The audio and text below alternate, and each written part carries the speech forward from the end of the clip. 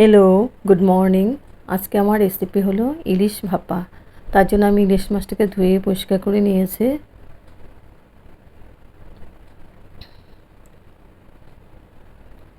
এখন আমি ভালো করে এটা মেখে নিব। মেখে আমি প্রেসার কুকারে 3টে মতো সিটি দিয়ে দেব। একটু প্রেসার কুকারে একটু জল দিয়ে বাটিটা বসিয়ে দেব। তারপরে দুইটা 3টে সিটি দিলে হয়ে যাবে মাছটা। একদম ইজি আর একদম কম সময়ের মধ্যে হয়ে যায়। আর এই ইলিশ মাছের ভাপা দিয়ে গরম গরম ভাতের সঙ্গে খুব ভালো লাগে খেতে। হেভি টেস্টি একটা রেসিপি।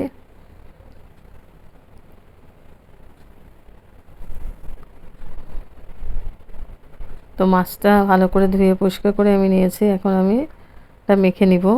আর নিয়েছি কাঁচা লঙ্কা চিড়ে নিয়েছি, মাঝখানে চিড়ে দিয়েছে। এখানে নিয়েছি আমি সর্ষে পোস্ত পেস্ট করে নিয়েছি। এটার মধ্যে পোস্ত আছে, এখানে সর্ষে আলাদা আলাদা করে নিয়েছি আমি। পরিমাণ মতো নুন, হলদি পাউডার,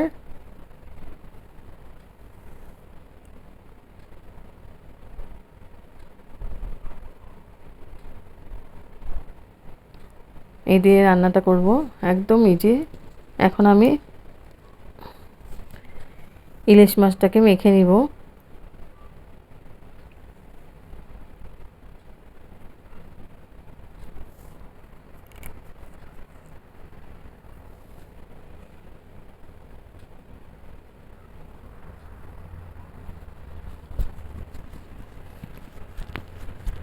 দিয়ে দিলাম কাঁচা লঙ্কা,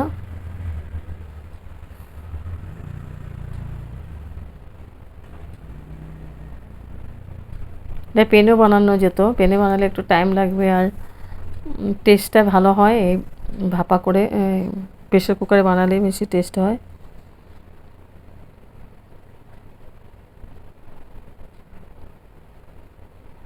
তারপর দিয়ে দেবো আমি সর্ষে পেস্ট।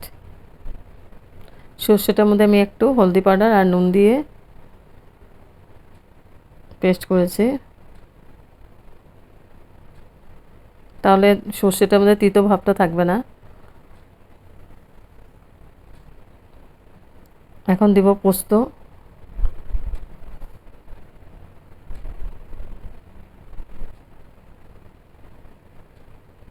পোস্তটাকে আমি মিহি পেস্ট করে নিয়েছি।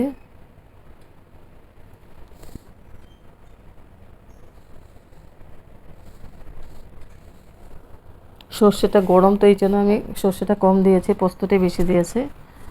আর দিয়েছি হলদি পাউডার,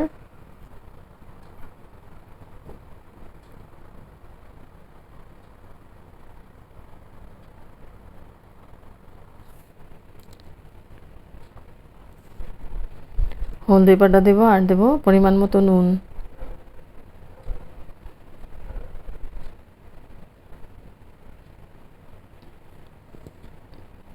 এখন লাস্টে দিব আমি সর্ষের তেল।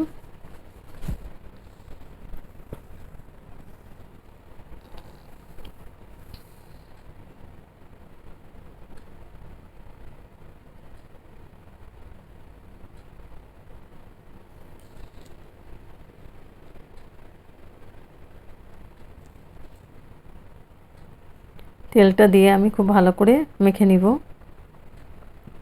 মেখে আমি প্রেসার কুকারে একটু জল দিয়ে স্ট্যান্ড বসিয়ে আমি বাটিটা বসিয়ে দেব।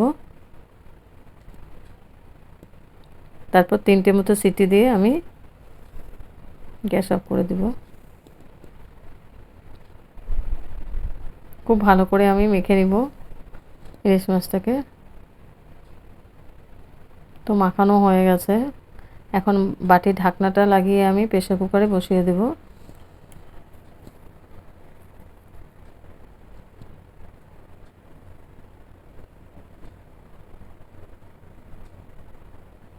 হয়ে গেছে।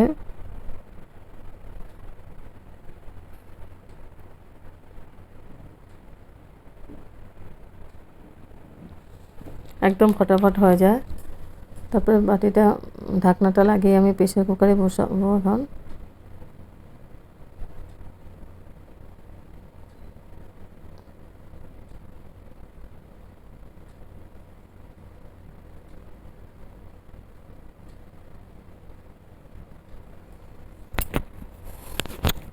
তারপরে আমি স্ট্যান্ডটা লাগিয়ে 3টে মতো সিটি দিয়ে স্ট্যান্ডিং টাইম 5 মিনিটের জন্য রেখেছিলাম। তারপরে সার্ভ করেছি ইলিশ মাছ ভাপার রেসিপি, সর্ষে পোস্ত দিয়ে, হেভি টেস্টি।